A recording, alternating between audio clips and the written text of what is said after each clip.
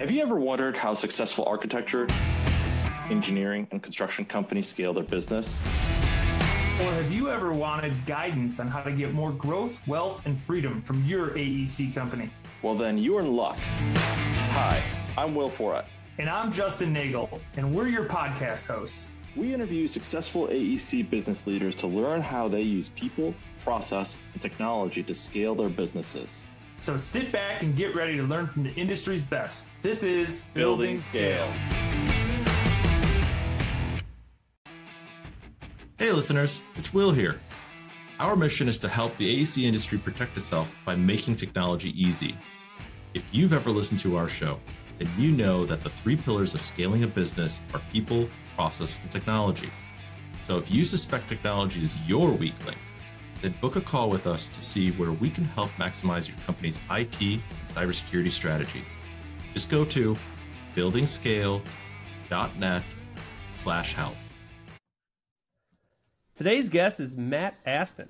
Matt is the founder of Ground Penetrating Radar Systems, LLC, also known as GPRS. GPRS was founded in 2001 is how you say that the right way, and has grown to be the leading provider in private utility locating and concrete scanning services in the United States. GPRS is based in Toledo, Ohio, and employs approximately 800 people. And they just opened their new corporate headquarters last year in June, which they're very excited about. In 2010, when they were a little bit smaller, they were on the Inc. 500 list of fastest growing companies in the 10 million and under range. And in 2018, they went to the big boy list of the Inc. 5000 of fastest growing companies. So I'm very excited about that. I know your employees are very excited about that, Matt, and we're super excited to have you on the show today. So welcome to the show. Thank you very much. I'm looking forward to talking with you and being on the show. I appreciate the opportunity. Absolutely. So tell us a little bit of the origin story, right? 2001, you opened the company. How did you get there? What is ground penetrating radar? Maybe that's another thing we should define as we go through this. Sure. We'll start there. So ground penetrating radar, it's a electromagnetic tool. And that was really when I started the company in 2001, it was the only tool that we used. That's not the case today. But the purpose of the business, as a kid, I was 3 years old, and my dad started his own business, and it was concrete cutting. So he would go out, cut trenches through concrete or drill holes through concrete. And he grew that business over time to the point where they had maybe 100 trucks in Ohio and Michigan, and later he bought another business in South Florida doing the same thing. But and then when I was in high school and college, I would help on those jobs, usually the one with the shop vac sucking up the water that they use to cool the blades or the bits as they're drilling.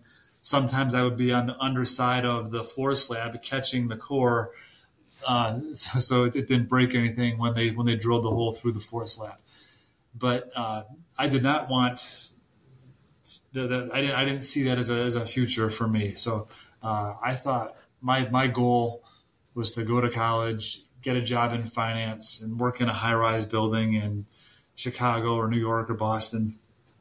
And I started out working for the largest company in Toledo, Dana Corporation.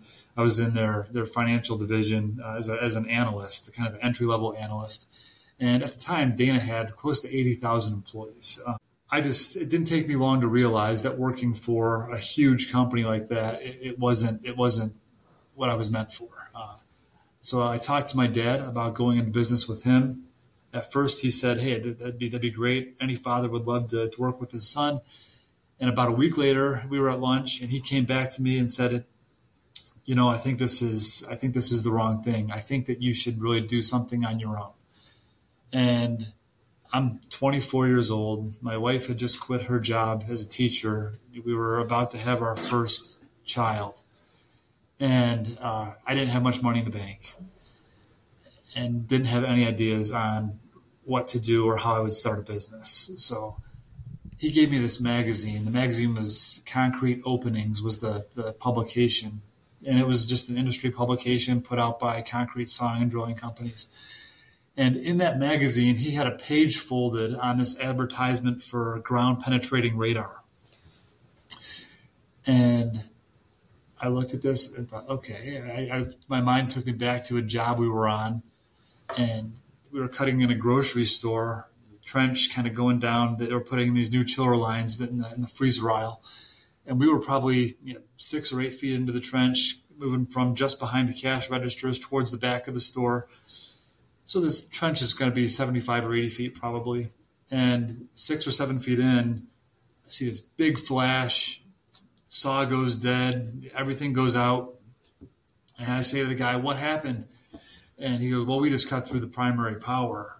And I thought, okay, so if this ground penetrating radar would have been available back when I was helping on this job, someone could have used it to identify that electrical, indicate its exact placement on the surface, and they could have saved thousands of dollars and minimized safety concerns on that job site, minimized unforeseen downtime, and a lot of cost that's associated with that repair. I bet we can probably build a business around this idea. So that was in 2001 when I started GPRS.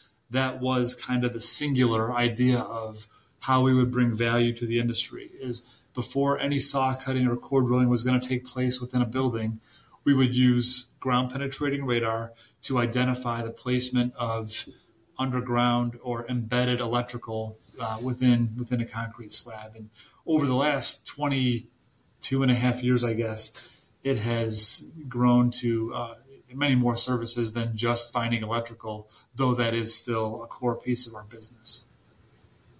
Got it. So a magazine ad to the leader of that particular practice. That's quite the tale. I mean, that sounds like the storybook, Matt. Does it feel that way?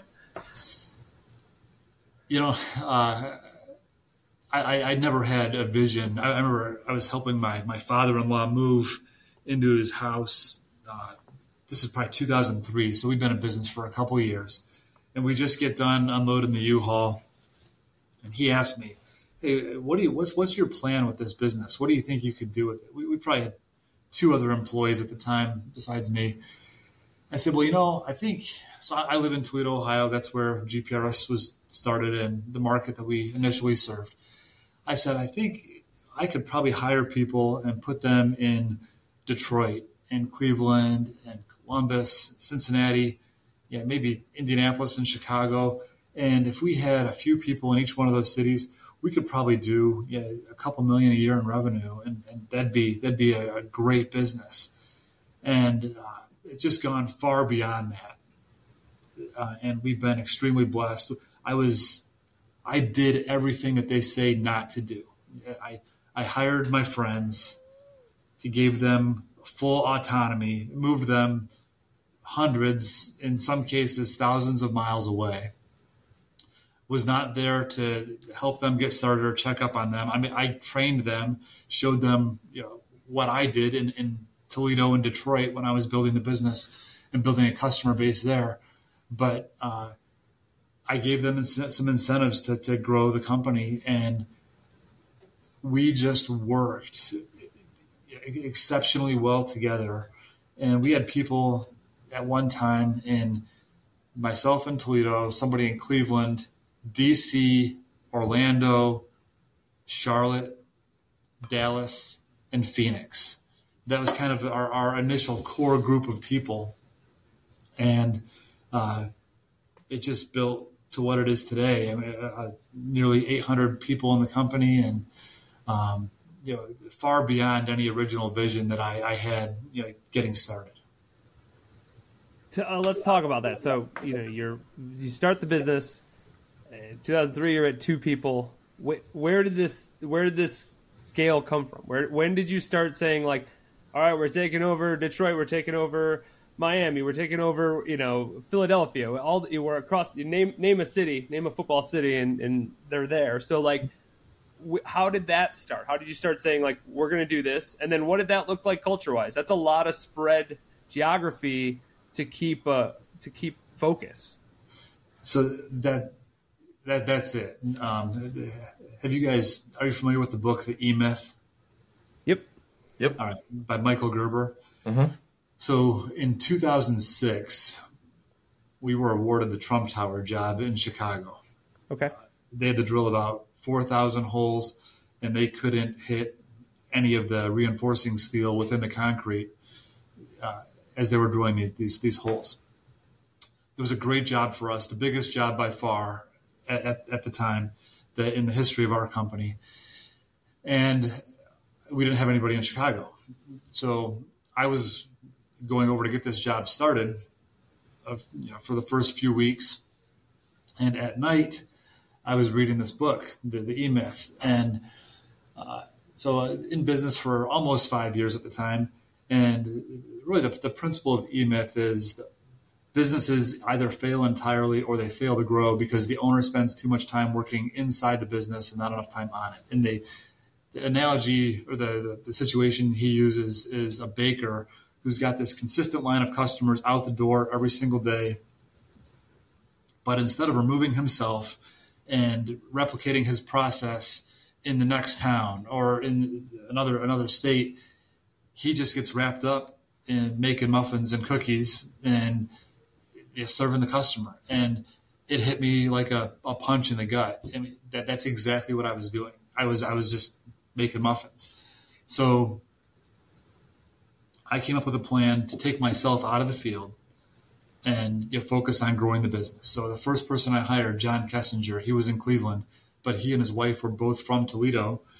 And I talked to John about moving back. He was eager to move back by both of their families. And we found someone to replace him. He replaced me. And for the next year, I was either in Detroit, in Cleveland, Columbus, Chicago, Cincinnati, in front of people, just trying to create awareness of what our business was. We had this Trump Tower job on our resume now, and the Trump organization was great in that they said, hey, we get the feeling you're a pretty small company. If you want to use this job, the work that you're doing here, they were really happy with our performance. If you want to use this job for promotional material, we'll sign off and you can do that. So that building was featured on the show The Apprentice, and I think it was the first season maybe of The Apprentice. So a lot of people were familiar with that job. And we had a promotional flyer, and I would just drive to these cities every day. I'd leave my house at 4:30, 5 o'clock in the morning, and drive to the cities. So I'm on all these construction sites, I'm handing out this brochure, business cards, trying to set up demonstrations. And really, the first challenge that we had to overcome was to just create some awareness. People didn't understand what ground penetrating radar was. They didn't know how it could help them on their jobs. And that was the first challenge was to do just that. Just create awareness and some understanding of applications in which it can benefit them. So you created awareness, but creating awareness doesn't necessarily make the phone ring, does it? I used to have my wife call and say, hey, look, I think this phone might be broken. Can you just call and see if it rings? Because I'd go days without a phone call. It took me really until we got that Trump job in 2006. It was about 5 years of questioning the long-term viability of GPRS as a business almost on a daily basis. Man, is this thing ever going to grow? Is it ever going to be anything what I think it might be able to be at some point? But yeah. I want to dive into this just for a second. You were creating awareness, but people didn't really. Was it an understanding? What was it that sort of turned the switch from aware to actually, let's say, using your company and using the technology? What do you think that was? So a few things. We did go create the awareness, and just by stopping in, and we would offer to do jobs for free. Hey, let me just show you how this works. And we'd go to a hospital. I remember I did a demonstration at a hospital. They were going to be cutting the next day, and I marked one thing on the surface. And the engineering department called me back the next day and said, "Hey, we heard about this demonstration you did. You marked something, on the floor, and we dug into it to see what it was. You saved us from cutting through a 480 volt electrical conduit. We would have gone right through it had you not been up here." So that was one of the best finds ever on a demonstration. And we had a saying that we started early on in the business when there was just a few of us, because it was kind of the dilemma. If we are on a job doing the work, hey, yeah, we're bringing some revenue into the company, but we're not out selling. We're not creating that awareness. We're only working with one person that day or at that given time. So the jobs almost took away the opportunity to go do sales and sell. But we had this saying, our best sales call is a job well done. And we believed that if we just did exceptional work on every single job that we did, we would build this funnel of repeat business. And that's exactly what happened. We would get customers to give us a shot, and then they would tell other people about it in their company. So the plumber would tell the electrician, or the electrician would tell the HVAC guy. The general contractor would say, "Hey, look, we brought this guy out, and they saved us from hitting this 480 volt conduit. Before we cut anything else on this project, we're going to bring this guy back out just to make sure that we don't hit anything." So that's how things started falling into place for us. And I was doing a job in just north of West Palm Beach. I got in at night. I was looking for a place to eat, and I was driving down the A1A, and I just saw crane after crane after crane. And at the time, we only had a few people in Ohio and Michigan. I thought, this is ridiculous. And they're bringing this small company. We're less than $1 million a year in revenue. They're bringing us down here to Florida to do this job for them. Why can't they just find somebody closer to do it? And I realized they couldn't find anybody. We were what they found. So why don't we just start putting people in every major city across the United States? And that was kind of a back of the napkin business plan, changing strategy. On that moment, it was that aha moment.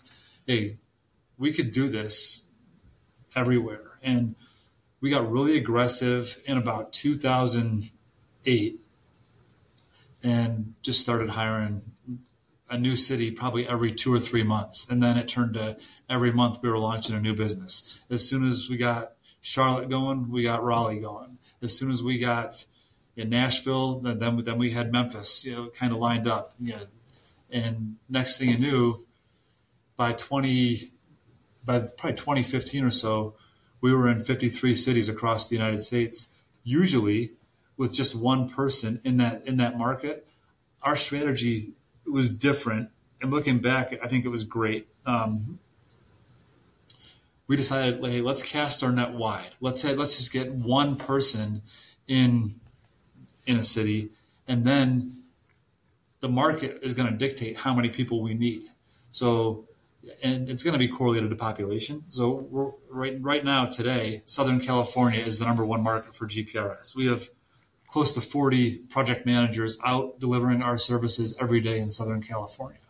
But then we have a few small towns, El Paso, Omaha, Lubbock, Texas, where we only have 1 or 2 people in some cases. But largely, if you look at GPRS, the bulk of our revenue comes from the biggest cities in the country. Because that's where a lot of construction is happening. It's the commercial side.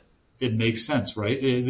We figured the bulk of the construction dollars are going to be spent in the largest population centers around the country.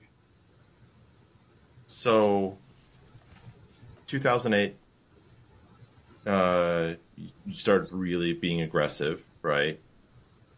But you're at 800 employees now. Was this all done internally? Or do you have help?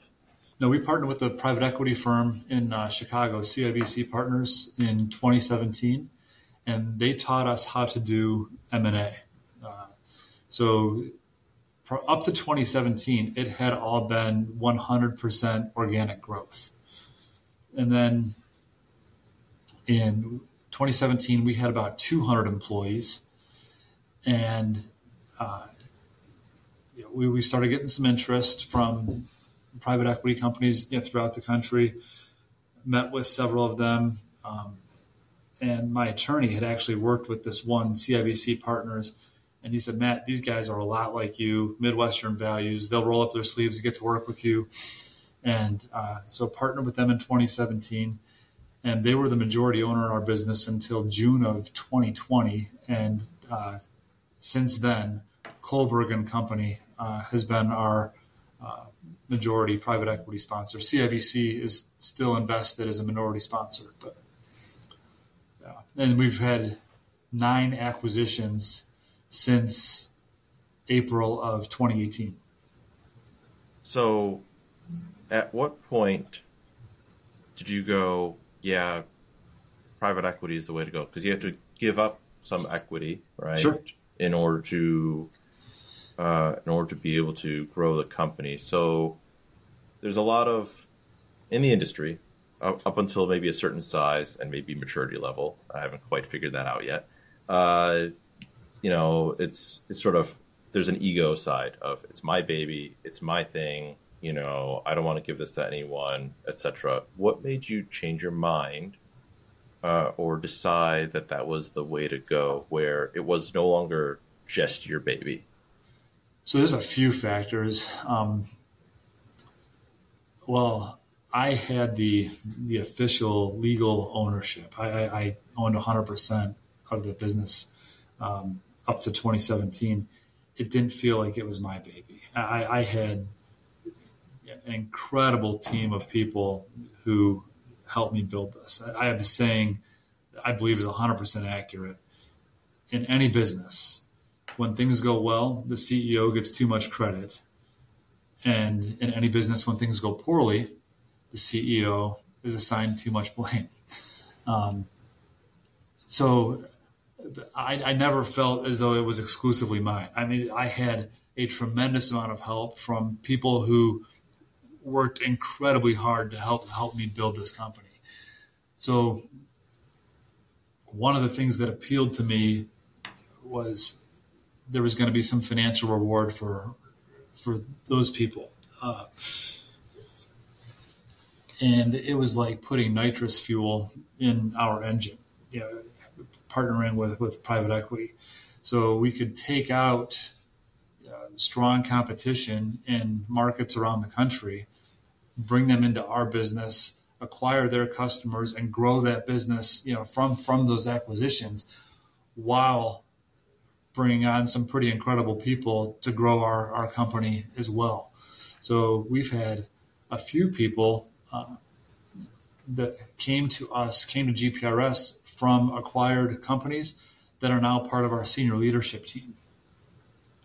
And it's been, we've brought in tremendous people, throughout the organization, from the 9 acquisitions that we've had. But one of the other reasons, Will, going back to your question about what did it take to kind of sign off on giving up some of that ownership, as I assessed our team, all we had seen was growth from 2001 to 2017. Every single thing was just up and to the right, forever. In fact, all the way until April of 2020, the first month we were affected by COVID, we had never had a month that was lower revenue than the same month of the prior year. So 20 consecutive years of monthly revenue growth. And that's Hall of Fame numbers there. That's what they put in the history books. That's like Simpsons episodes. It was a unique situation. Again, an incredible team of people who make this possible. But as I looked at our leadership team, that's what we had experienced. That's what we had seen. Most of our leadership team had grown up in GPRS. They did not have a lot of management experience outside of GPRS. And I thought, okay, this can't run forever. This can't run up and to the right, forever. We're going to experience some hardship. We're going to have to deal with some adversity at some point in time. And I would like to have a few people who've been there, who've walked that road, and can help us see some of those icebergs on our course before we get to them. I remember I was looking in the mirror getting ready for work one day and shaving. I looked at myself and was, okay, you have 200 employees.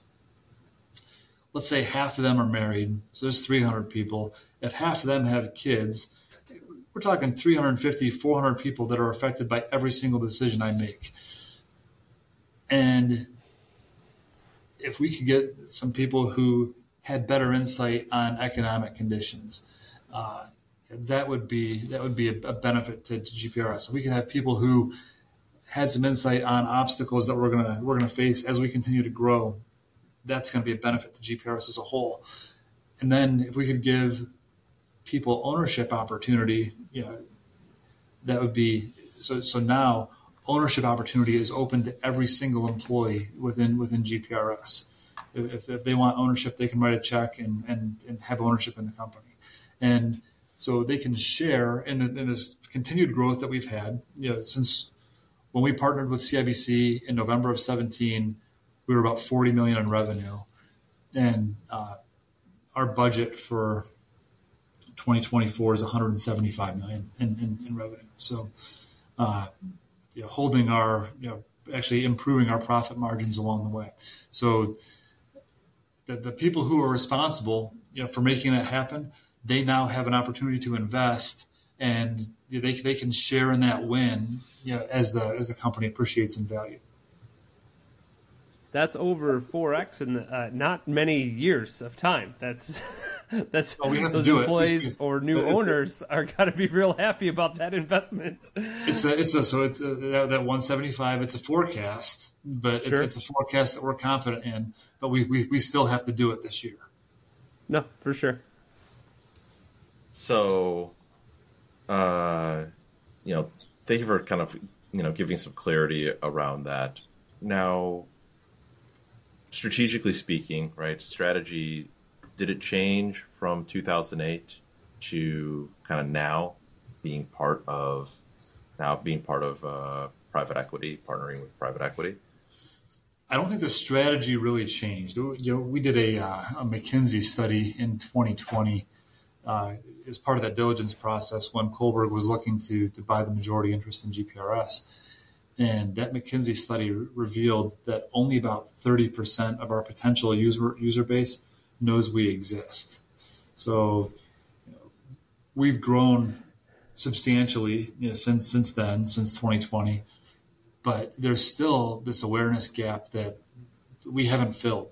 And there's still tremendous opportunity for continued growth and runway within our business that we're very bullish on what the future looks like. I've told the company, I might as well tell everybody who's listening, that I'm confident that GPRS can grow to $1 billion a year in annual revenue.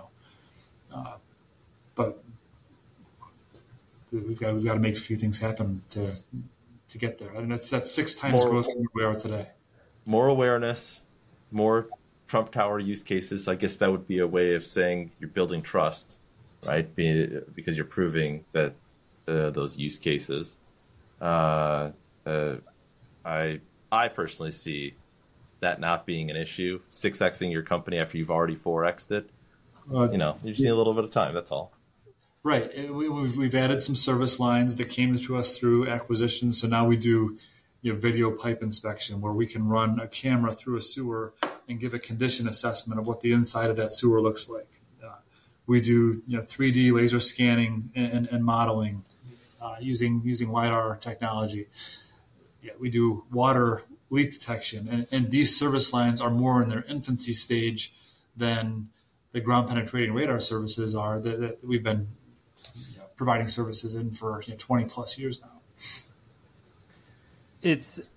it's wild to think, again, back to this story, of magazine ad fold, got the dog ear in the magazine, to now we're talking vision of $1 billion, right? Like that's it. Like that's the American dream, as they say. That's the movie. I'm excited when they make your movie, Matt. I'll go see that in theaters. I don't go to the theaters very often, but I'll go see this one.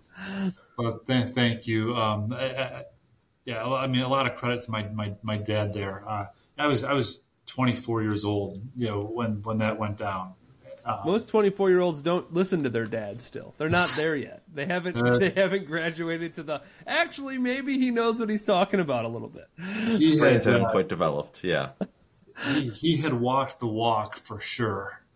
And I had tremendous respect, for him, and sought his counsel, regularly. But he saw an opportunity there, and I ran with it. And he gave me the loan to help me get started, and he let me trip and fall a few times, and he would give advice when asked. But as my kind of the first mentor that I've ever had in business, I could not have asked for more supportive, and one that gave some freedom, even when he thought that I was probably doing something that was not the right action. No, for sure. So obviously, safety is huge, because this is the thing, right? How do we keep people safe? Obviously, knowing what's under us, or in a wall, or in a pipe, or wherever, does that. So, one question we like to talk or ask is safety a cost or an investment when you think of construction? I think it's got to be both. Okay. So certainly, there are some costs, but what's more important, right? We are every business is in the people business. I mean, your people are by far more important than anything else that you have, and what's more important than keeping them safe and bringing them home.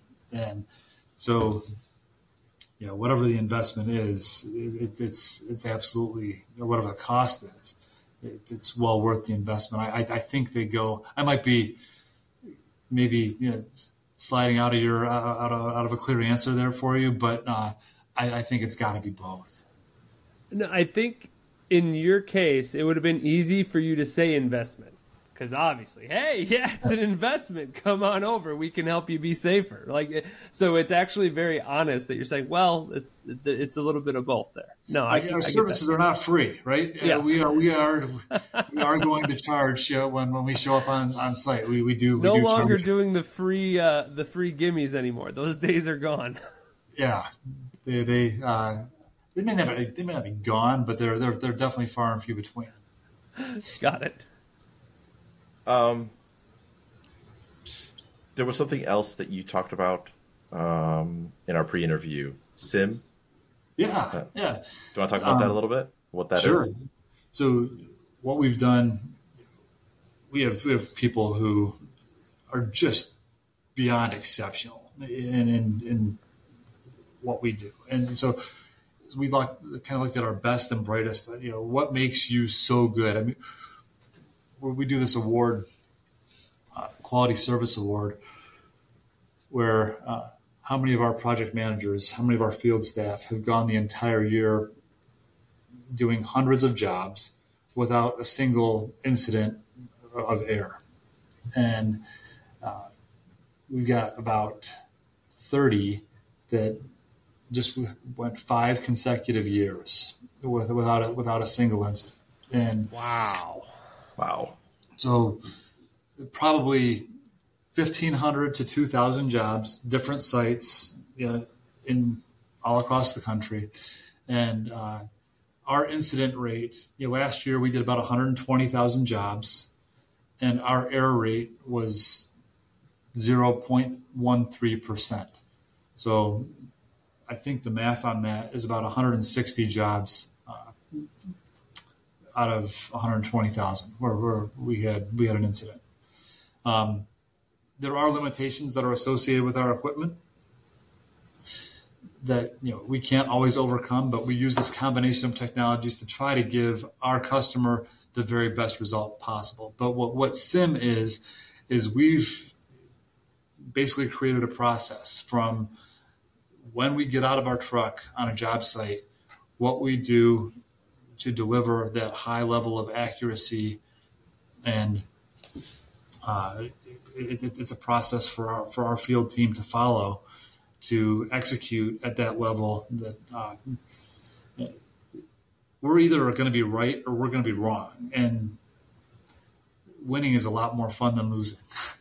So we created this process to try to ensure the highest level of accuracy. It doesn't matter if the job's in Los Angeles or if it's in Boston. We're going to follow the same process. From the time we get out of our truck to the time that our customer is signing off, that our work is complete and they're happy with what we've done. What does that process? You don't have to go through every detail, obviously, but what's that process look like? And did that ideology start a long time ago, where it was like, this is how we do it? This is how we did it in 2004. Obviously, things have changed, but we got out of the truck. This is the checklist. You just start going down the list, or is that something that came in later? No, we took some best practices. This is much later. This probably started in 2015 or 2016. Okay. And so we want to gather as much information as we can first. Right? So we want to look at what plans do you have. Now, the plans probably aren't totally accurate, but let's take a look and see what we think is here. Then let's look for some surface feature clues. So where are the exposed utilities? Where's the transformer? Where are the catch basins? Where do we see manholes? And we can gain some picture from the experience that we have from going from site to site. We can gain some picture of what's probably going on, but nothing's guaranteed to make sense. I mean, there's buildings that get bought and reclaimed and repurposed and renovated. There's new installations put in, so we can't be 100% reliant on what we see at the surface level or on plans. We have to use our equipment to ultimately answer those questions and provide that high level of assurance to our clients on what we have found and marked on the surface for them. It's very similar. Will frequently says trust but verify is a thing. I might have a little Reagan in me.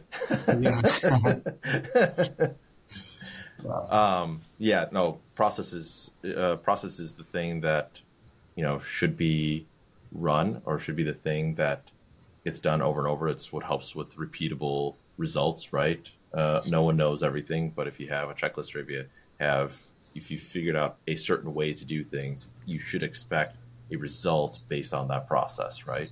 And the people that we hire, they don't necessarily come from one specific background. We hire, if you look at our field team, our project managers, we have former military, we have law enforcement, we have teachers, we have tradesmen, we have athletes, we have bankers. And it is, we don't really care, where you've come from, what the background is.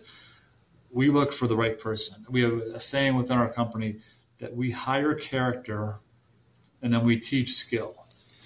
So if we get the right person, we can teach you how to be an elite performer, with the services that we provide. Not a problem. If you're willing to work hard, if you're willing to learn, if you're willing to apply this SIM process that we teach, that's how you get to be an elite performer within our company. And I don't think I said it, but SIM stands for Subsurface Investigation Methodology. That's the SIM acronym. That's why you say SIM, because it's a mouthful. Yeah. I love how you describe that. I want to switch here real quick because we're starting to get low on time. You mentioned, when it comes to the future in terms of scaling, requires innovation. What are you looking at in terms of innovation at GPRS? What are you looking to do? So we're in the midst of it right now. We were at a senior leadership meeting a couple of years ago, and brainstorming, what we wanted to do, where we wanted to go with this, what's next. Trying to think like Amazon. I don't think any of us expected to be able to order something and have it show up on our doorstep the next day or the same day now in many cases. So, hey, if Amazon, if Bezos were running GPRS, what's one of the things that he would be thinking of to implement today, to change? What is our customer going to expect of us in 2030, and how can we deliver that to them before 2030? So we have a saying within our company, widen the gap. We feel like we've built a pretty considerable gap between us and our competition, but what can we do to widen the gap and really kind of create this chasm today? So we came up with Sitemap. And what Sitemap is, it's a software piece that we're still in the development stages of, but we've got a release coming in February, where if you look at what we do, if you look at the data that we collect when we go on these hundreds of job sites every day across the country, there's valuable information there. We've got infrastructure information with regard to exact placement of utilities on hundreds of job sites. We're gathering this information every single day. So, okay, we all use Google Maps. What if we could create something like a Google Maps for underground infrastructure, and then not make it for public use, but for universities? What if we could give a university campus a Google Maps of what their underground infrastructure looks like, so they could see everything not as it was intended to be built, but as it's actually in place on their campus? So, okay, universities. What about manufacturing facilities? What about hospitals? What about entertainment venues and refineries and chemical plants? What about big utilities that have this network of piping through these cities? What about cities? What about municipalities? Who could be using this that they don't have? One of the reasons GPRS exists today is very few owners have an accurate representation of what their underground infrastructure really looks like. So if we can create this for them, it creates that stickiness that the customer needs, that we need from our customer, where they don't have incentive to ever call anyone else for our service, because when they call someone else, they're not going to add to the sitemap. So we're building this. They subscribe to it. They have access to it in real time. They can use it for planning. They can see everything that we've ever found on their site. And oh, by the way, it makes our team better as well, because now when we get that call to go mark utilities at a college campus, they can pull up Sitemap and see what's already there. So if the data is not good that day, if we're having trouble finding something, we can refer to Sitemap. Oh, there's a gas line shown right here from when we were out here last time, but I can't find it. I'm going to dig in a little deeper here to make sure that I get this line marked before I leave. So that's where we're at. And this is going to be a continual stage of development, for a long time. But we're excited about what this is going to do for the industry, and thinks it's an absolute game changer for facilities and for construction companies as a whole. Just better information that can be shared, viewed at real time. What I hear is a subscription model for the construction industry. That's it. That's what it is going to be. Genius. That's great. Justin, I think we're at that time. I think we should ask our question. Sure. So we love to ask this question to everybody, man. So if you could go back 20 years, what would you tell yourself? What advice would you give yourself other than buy Amazon and Google stock and Bitcoin and then get out when you were supposed to? Going back 20 years, the thing I would tell myself is bet on yourself, you believe in your team, and I probably would have been a little more aggressive early. Hindsight's 20/20, but knowing what I know now, just go for it right away. But yeah, good things are going to happen. Then you wouldn't have had to have that conversation with your father-in-law of him saying, what are you doing with this company? And he's like, what do you mean, what am I doing with it? Yeah, are you ever going to get this thing off the ground? I mean, maybe that's what he was trying to say. Yeah, that's awesome. If somebody wanted to get a hold of you, what's the best way for them to do that? So very easy to find on LinkedIn. Just search Matt Aston. My last name's Aston with GPRS. My email, matt.aston@gprsinc.com as well. Cool. I will drop all that stuff in the show notes for people. And are there any last parting words you'd like to give the listeners before we say our goodbyes? No, I just want to thank you, Will and Justin, for this opportunity. We are excited to share the word about GPRS, and really enjoyed speaking with both of you today. Enjoy listening to your podcast, and thank you so much.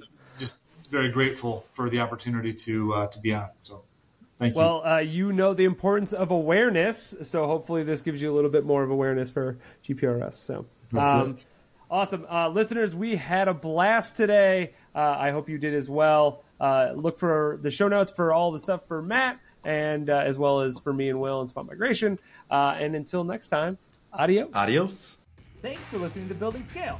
To help us reach even more people, please share this episode with a friend, a colleague, or on social media. Remember, the 3 pillars of scaling a business are people, process, and technology. And our mission is to help the AEC industry protect itself by making technology easy. So if you think your company's technology pillar could use some improvement, book a call with us to see how we can help maximize your IT and cybersecurity strategy. Just go to buildingscale.net/help. And until next time, Keep building scale. Scale.